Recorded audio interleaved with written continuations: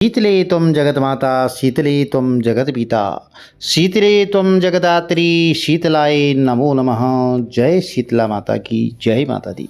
प्रिय भक्तजनों, आज की वीडियो में शीतला माता की कथा श्रवण करेंगी। जो भी भक्त सच्चे मन से सच्चे भाव से कथा श्रवण करता है उनकी मनोकामनाएं अवश्य पूर्ण होती हैं।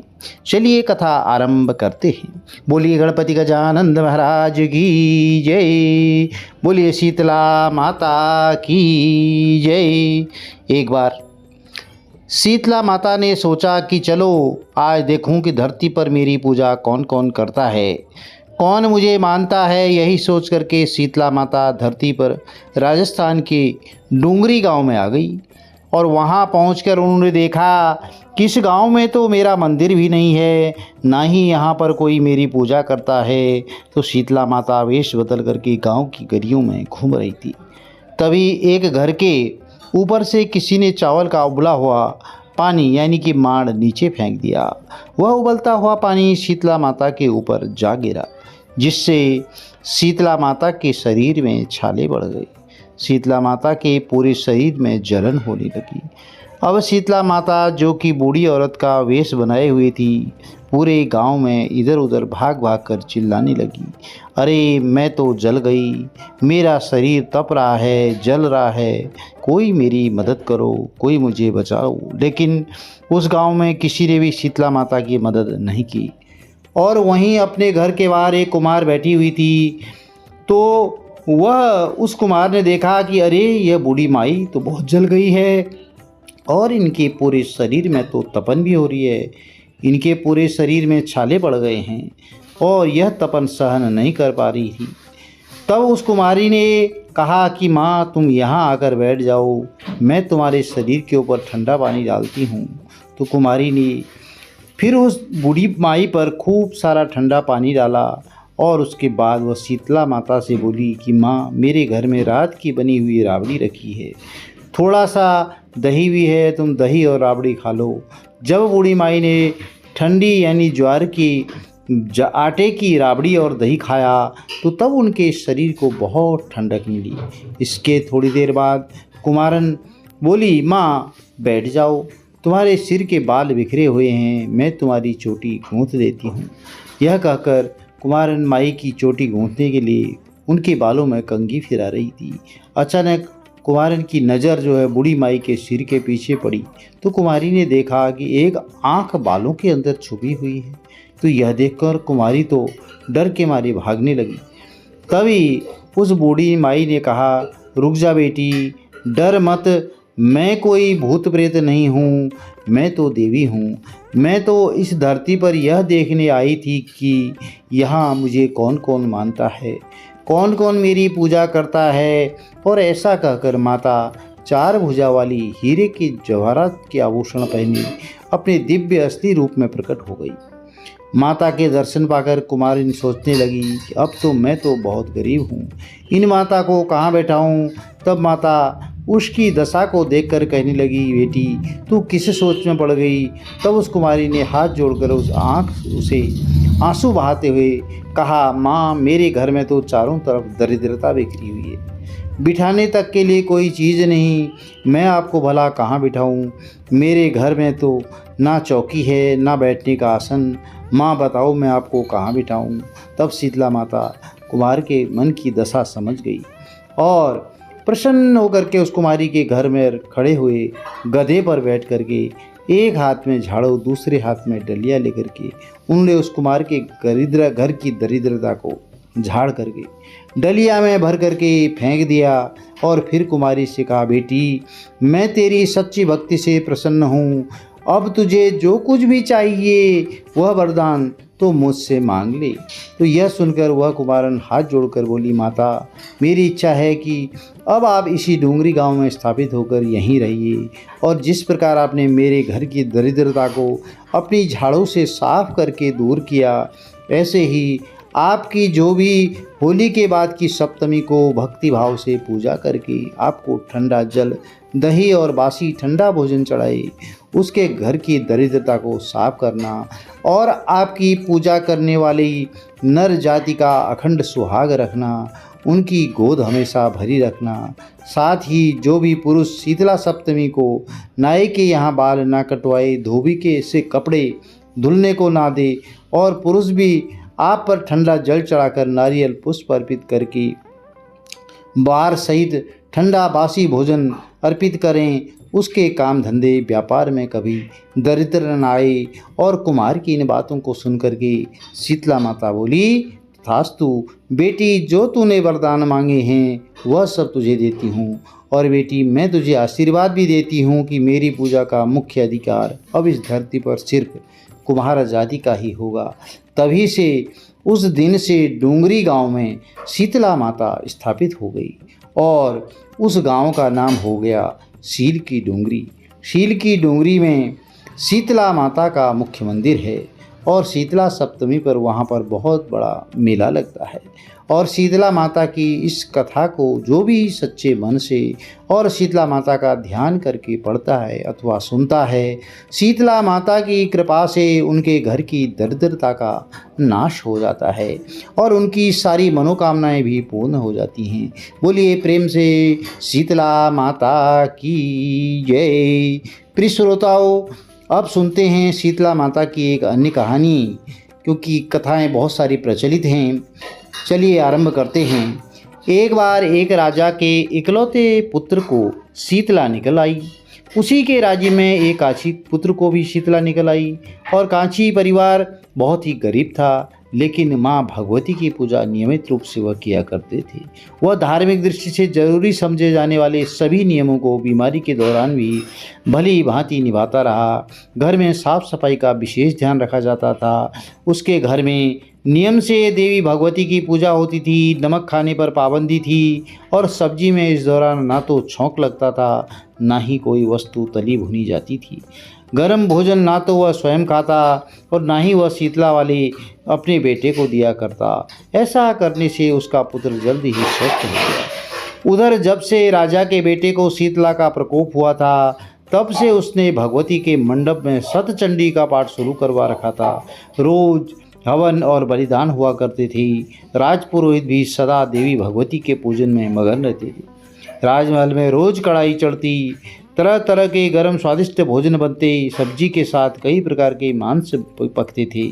उसका परिणाम यह होता कि उन लजीज भोजन की गंध से राजकुमार का मन मचल उठता और वह भोजन करने के लिए जिद करने लगता। एक तो राजपुत्र और दूसरा इकलौता, इस कारण उसकी अनुचित जिद भी पूरी कर जाती थी। उसे वह भोजन खाने को दे दिया जाता था। इस पर शीतला का प्रकोप घटने के बजाय बढ़ने लगा। अब तो शीतला के साथ साथ उसे बड़े बड़े फोड़े भी निकलने लगे, जिनमें खुजली और जलन बहुत होती थी। शीतला की शांति के लिए राजा जितने भी उपाय करता, शीतला का प्रकोप उतना ही बढ़ता जाता, क्योंकि अज्ञानतावश राजा के यहाँ बहुत सारे काम उल्टे होते थे। यह देख करके अब तो राजा बहुत परेशान हो गया। उसकी समझ में नहीं आ रहा था कि इतना सब कुछ करने के बाद भी शीतला माता का प्रकोप क्यों नहीं कम हो रहा है। तो एक दिन राजा के गुप्तचरों ने उन्हें बताया कि काची पुत्र को भी शीतला निकली थी। फिर वह बिल्कुल ठीक हो गया। यह जानकर राजा सोच में पड़ गया कि मैं तो शीतला माता की इतनी सेवा कर रहा हूँ, पूजा अनुष्ठान में कोई कमी नहीं रही हो रही, लेकिन मेरा पुत्र अधिक रोगी होता जा रहा है, जबकि काची पुत्र जो है बिना सेवा पूजा के ही ठीक हो गया, पलंग पर लेटा हुआ। तो राजा सब यही सोच रहा था कि सोचते सोचते उसे नींद आ गई। तभी श्वेत वस्त्र धारणी देवी भगवती ने उसे स्वप्न में दर्शन देकर के कहा कि हे राजन, मैं तुम्हारी सेवा अर्चना से प्रसन्न हूँ, इसीलिए आज भी तुम्हारा पुत्र जीवित है। लेकिन इसके ठीक ना होने के कारण यह है कि तुमने शीतला के समय पालन करने योग्य नियमों का उल्लंघन किया है। तुम्हें ऐसी हालत में नमक का प्रयोग बंद करना चाहिए। नमक से रोगी के फोड़े में खुजली हो जाती है। घर की सब्जियों में छौंक नहीं लगाना चाहिए, क्योंकि इसकी गंध से रोगी का मन उन वस्तुओं को खाने के लिए ललचाता है। रोगी का किसी के पास आना जाना मना है, क्योंकि यह रोग औरों को भी होने का भय रहता है। इसलिए इन नियमों का पालन कर तेरा पुत्र अवश्य ही ठीक हो जाएगा। फिर सारा विधान समझा करके देवी अंतर ध्यान हो गई। प्रातःकाल उठते ही राजा ने देवी की आज्ञा अनुसार सभी कार्यों की व्यवस्था कर दी। जिससे राजकुमार की सेहत पर अनुकूल प्रभाव पड़ा और जल्द ही स्वस्थ हो गया। अब तो राजा बहुत प्रसन्न हो गया। फिर उसने अपने पूरे राज्य में घोषणा करवा दी कि हर कोई शीतला माता की पूजा किया करेगा। प्रिय श्रोताओं, आज के दिन शीतला माता के अलावा भगवान श्री कृष्ण और उनकी माता देवकी का भी विधि विधान से पूजन करना चाहिए। मध्यकाल में सात्विक भोजन का भोग उन्हें लगाना चाहिए। ऐसा करने से केवल पुण्य ही नहीं मिल पाता बल्कि सारे दुख भी दूर हो जाते हैं। अब सुनिए शीतला माता की एक और कहानी। प्राचीन कथा के अनुसार एक बार एक बुढ़िया आई। उनकी दो बहू ने शीतला माता का व्रत किया। उन सभी को अष्टमी तिथि को बासी भोजन खाना था, जिसके चलते ही उन्होंने सप्तमी तिथि को ही भोजन बनाकर रख लिया था। लेकिन दोनों बहू ने बासी भोजन नहीं करना था उन्हें, क्योंकि उन्हें कुछ समय पहले ही संतान हुई थी और उन्हें लग रहा था कि कहीं ऐसा न हो कि बासी भोजन करें और बीमार पड़ जाएं। तो तब दोनों बहू ने अष्टमी को बासी भोजन ग्रहण ना करके अपनी सास के साथ माता की पूजा की। इसके बाद पशुओं के लिए बनाए गए भोजन के साथ ही अपने लिए भी ताज़ा भोजन बना लिया, फिर उसे ग्रहण भी कर लिया। और फिर जब उनकी सास ने उन्हें बासी भोजन करने के लिए कहा तो उन्होंने टाल दिया।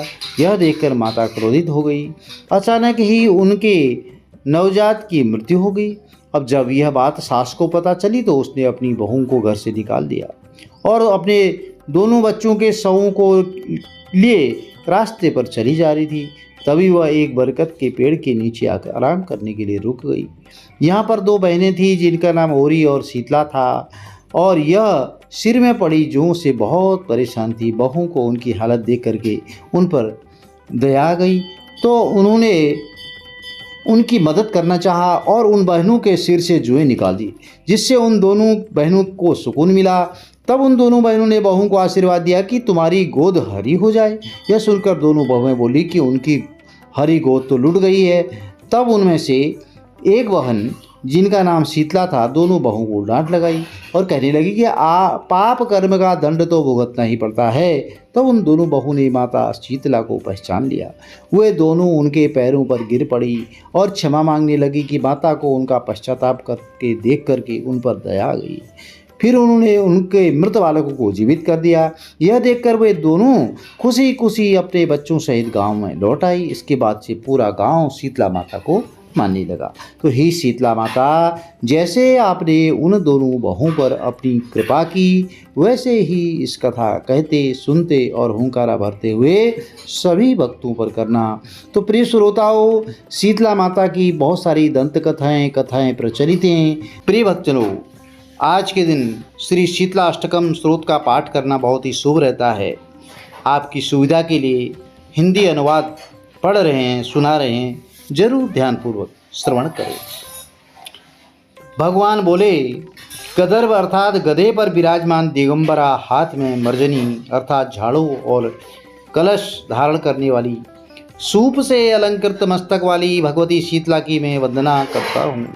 मैं सभी प्रकार के भय और रोगों का नाश करने वाली उन भगवती शीतला की वंदना करता हूँ जिनकी शरण में जाने से विस्फोटक अर्थात चेचक का बड़े से बड़ा भय भी दूर हो जाता है।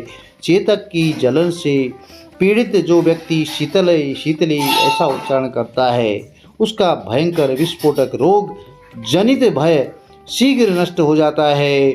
जो मनुष्य आपकी प्रतिमा को हाथ में लेकर के जल के मध्य स्थित होकर के आपकी पूजा करता है, उसके घर में विस्फोटक रोग का भीषण भय नहीं उत्पन्न होता है। शीतले ज्वर से संतप्त मवाद की दुर्गंध से युक्त और विनट नेत्र ज्योति वाले मनुष्य के लिए आपको ही जीवन रूपी औषधि कहा गया है। हे शीतले, मनुष्यों के शरीर में होने वाले तथा अत्यंत कठिनाई से दूर किए जाने वाले रोगों को आप हर लेती हैं। एकमात्र आप ही विस्फोटक रोग से विदीर्ण मनुष्यों के लिए अमृत की वर्षा करने वाली हैं।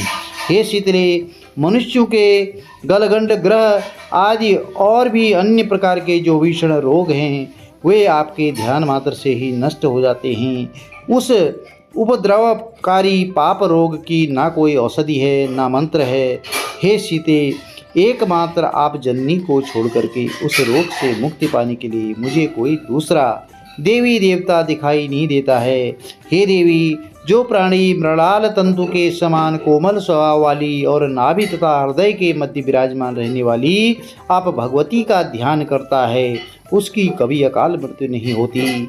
जो मनुष्य भगवती शीतला के इस अष्टक का नित्य पाठ करता है, उसके घर में विस्फोटक का घोर भय नहीं रहता। मनुष्य को विघ्न बाधाओं के विनाश के लिए श्रद्धा और भक्ति से युक्त होकर के इस परम कल्याणकारी स्तोत्र का पाठ करना चाहिए अथवा सुनना चाहिए। हे शीतले, आप जगत की माता हैं। हे शीतले, आप जगत के पिता हैं। हे शीतले, आप जगत के पालन करने वाली हैं। आप शीतला देवी को बारंबार प्रणाम है। जो व्यक्ति राशभ गंधर्व और खखर विषाद नंदन शीतला वाहन दुर्वा कंद निकरंतन भगवती शीतला के वाहन के इन नामों का उनके सामने बैठ करके पाठ करता है, उसके घर में शीतला रोग नहीं होता। इस शीतलाष्टमी को नहीं देना चाहिए, बल्कि भक्ति और श्रद्धा से संपन्न व्यक्ति को ही सदा यह स्तोत्र प्रदान करना चाहिए। प्रिय श्रोताओं, अभी आपने सुना शीतलाष्टकम हिंदी अनुवाद।